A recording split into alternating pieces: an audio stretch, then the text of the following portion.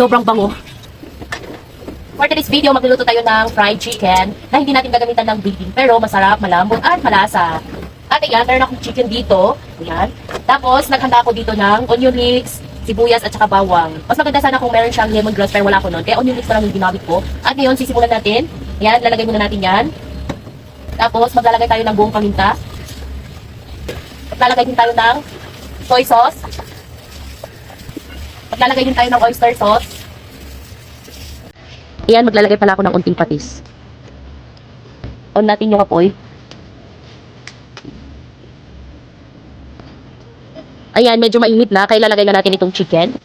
Tapos papakuluan natin to ng 10 to 15 minutes para ma-absorb ng chicken yung mga pampalasang nilagay natin.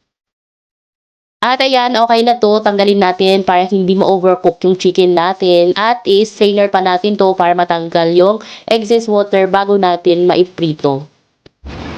Ayan, nagpahigit na ako ng mantika.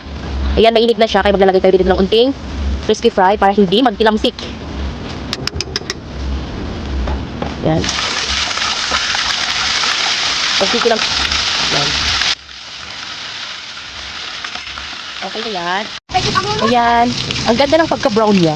Very tasty.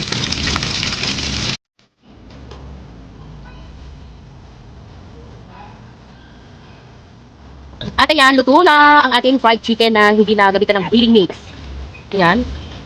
Sobrang bango. Tapos sobrang yan o crispy niya. Tikman ko lang konti kasi ulam natin ito. Ang sarap. Perfect na bagay sa sasaw-saw, ketchup at saka mang tomas.